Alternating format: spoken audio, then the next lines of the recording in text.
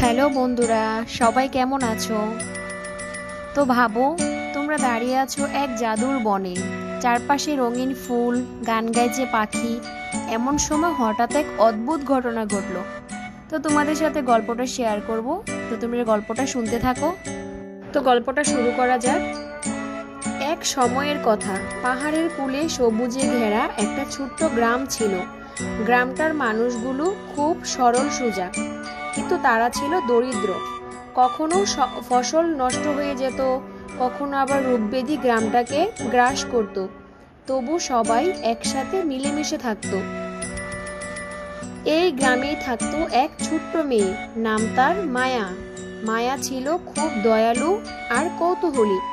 সে প্রায়ই ভাবত, কেন আমাদের গ্রামে এত দুঃখ? যদি আমি কোনো জাদু খুঁজে পেতাম, তবে সবার দুঃখ কষ্ট দূর করে দিতাম। একদিন বিকেলে মায়া খেলতে খেলতে বনের ভেতরে ঢুকে গেল। বনটা ছিল ঘন আর রহস্যময়। গাছে পাখিরা গান গাইছিল, ঝোপের আড়ালে হরিণ লুকোচুরি খেলছিল। হঠাৎ মায়া দূরে একটা ঝলমলে আলো দেখতে পেল।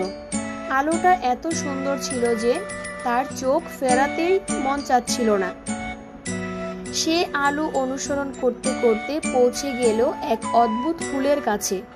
ফুলটা সোনালী রঙে ঝলমল করছিল, আর এর থেকে যেন মিষ্টি সুর ভেসে আসছিল। মায়া ফুলটাকে আলতো করে ছুঁতেই হঠাৎ ফুলটা কথা বলল, আমি জাদুর ফুল। আমাকে শুধু সেই মানুষ খুঁজে পায় যার হৃদয় সৎ আর দয়ায় ভরা। তুমি যদি আমাকে ভালো কাজে ব্যবহার করো, আমি তোমার 3টে ইচ্ছে পূরণ করব। মায়া বিস্ময়ে অভিভূত হলো।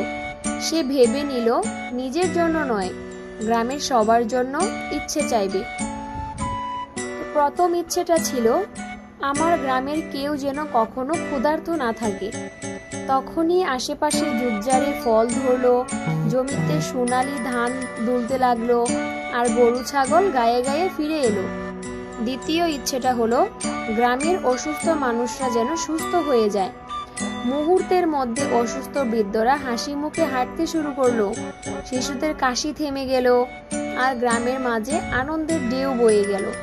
তৃতীয় ইচ্ছে, আমাদের গ্রাম যেন সবসময় শান্তি আর আনন্দে ভরে থাকে।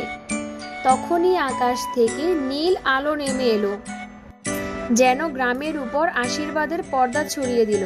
মায়া বুঝলো, ফুলটা যদিও জাদুর, কিন্তু আসল শক্তি লুকিয়ে আছে দয়া, ভালোবাসা আর সৎ ইচ্ছেতে। সেই থেকে মায়ার গ্রাম সুখ আর শান্তিতে ভরে উঠল, আর মায়া সবার প্রিয় হয়ে গেল।